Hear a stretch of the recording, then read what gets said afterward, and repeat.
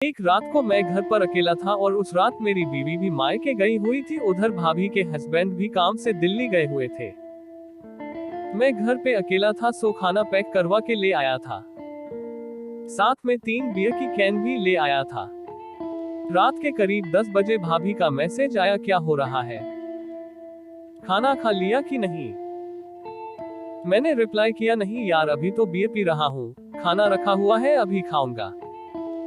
भाभी बोली, अकेले अकेले बियर पी रहे हो, हमें कब पिलाओगे। मैंने कहा आ जाओ, अभी 2 और रखी हुई है। भाभी बोली, आज तो अकेले हो, बीवी नहीं है तो रात कैसे कटेगी। मैंने कहा हाँ यार, क्या कर सकते हैं, आज तो अपने हाथों से ही काम चलाना पड़ेगा।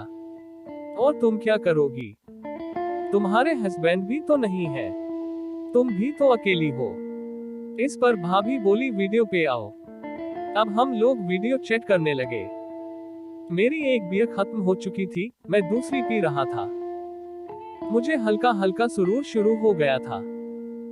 आप लोग समझ सकते हो कि 2 जवान शादीशुदा प्राणी, एक की बीवी नहीं और एक का पति नहीं, क्या सीन बनता है।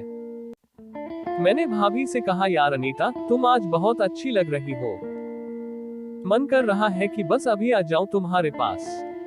भाभी बोली, आज मन किया तुम्हारा, हम लोग कितने दिन से बातें कर रहे हैं। मैंने कहा हाँ यार, आज तुमको नाइटी में देखा तो कंट्रोल नहीं हो रहा, तुम्हारे पास आने को तो मैं न जाने कब से तरस रहा हूँ। मेरी कभी हिम्मत नहीं हुई बोलने की, पर आज न जाने कहां से हिम्मत आ गई, सो बोल दिया।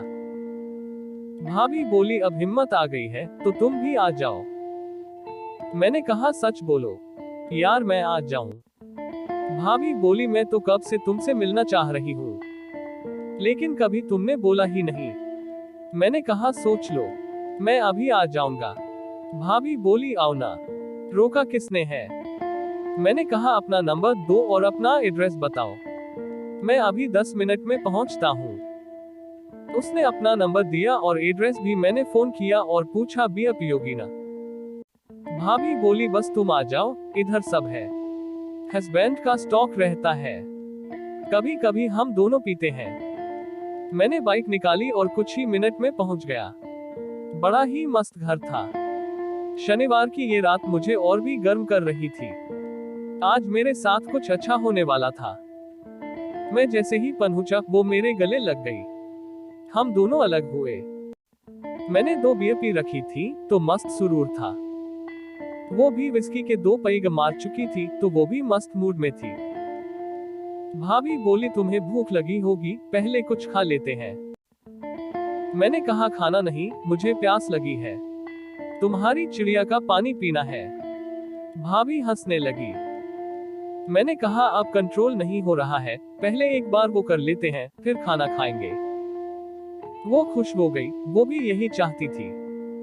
उसने मुझको बेडरूम में चलने के लिए बोला और हम दोनों बेडरूम में आ गए, जैसा हॉलीवुड मूवीज में होता है। वो नाइटी में थी, मुझे ज्यादा मेहनत नहीं करनी पड़ी। मैंने उसे रोका और बोला, जाने मन थोड़ा रुको। अनीता बोली, क्या हुआ।